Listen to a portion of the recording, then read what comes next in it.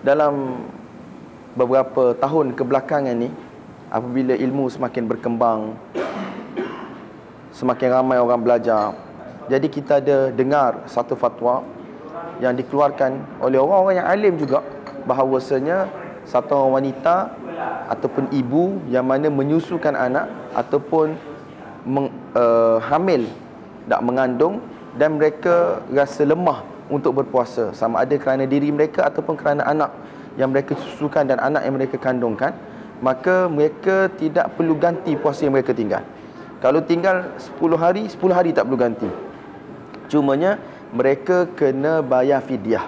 Fidyah ni orang kata makanan yang dikeluarkan. Satu hari lebih kurang nilai dia sebanyak 1 mud.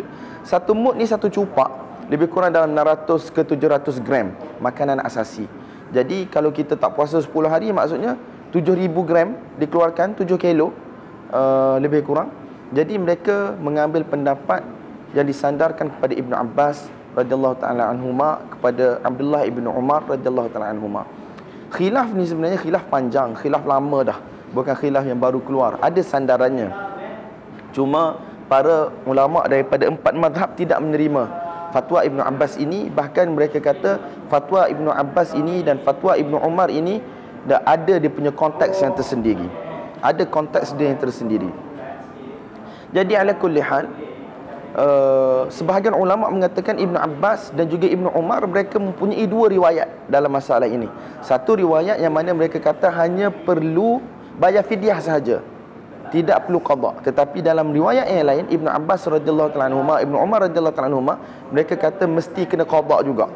Mereka kata mesti kena qada juga, dan ini merupakan riwayat yang mana sama dengan riwayat majoriti para ulama.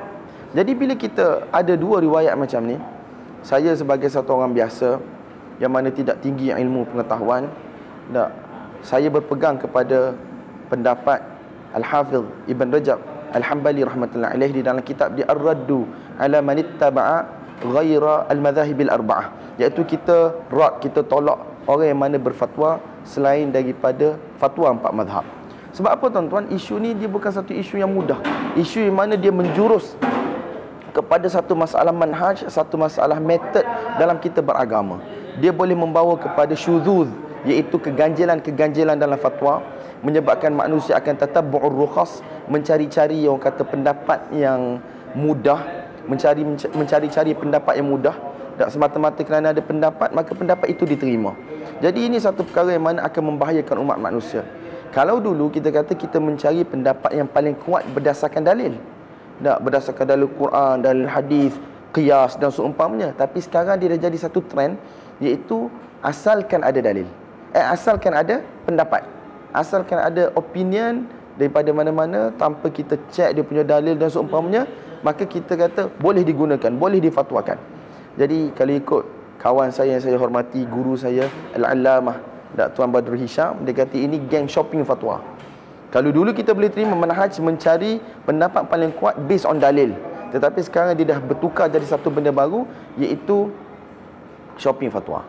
Asalkan ada, ambil. Asalkan ada, ambil. Asalkan ada, ambil.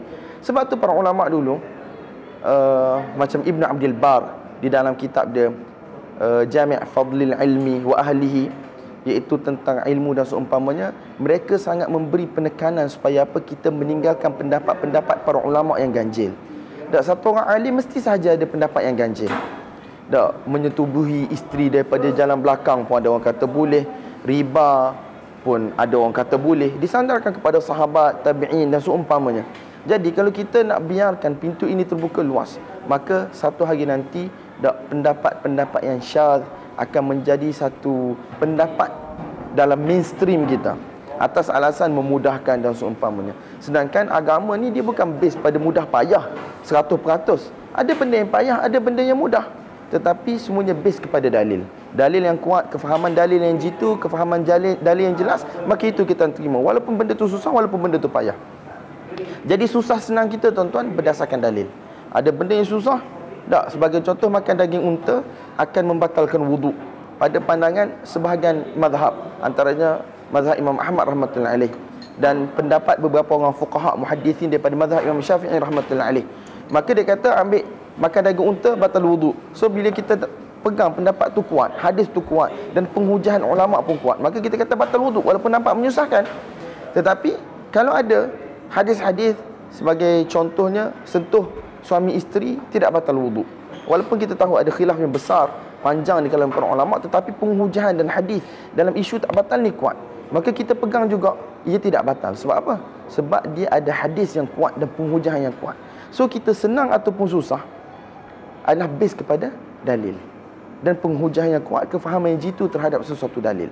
Bukan kita mentang-mentang kata Islam ni mudah, semua benda kita nak mudah. Jadi akan tiba satu hari nanti manusia akan guna hujah mudah semata-mata sehingga meninggalkan nas. Mudah apabila menyalahi nas, maka tidak boleh. Sama ada nas yang pasti daripada Quran ataupun nas yang pasti daripada hadis. Dan kita tahu bahawasanya fatwa para sahabat bukan hujah agama yang jelas, tak, bukan satu hujah mulzimah yang maksudnya wajib dipegang. Cuma kita kata fatwa mereka adalah ijtihad mereka, dan apabila telah zahir pada imam-imam mujtahid yang datang selepas itu fatwa itu menyalahi nas yang jelas, maka mereka akan tinggalkan fatwa para sahabat.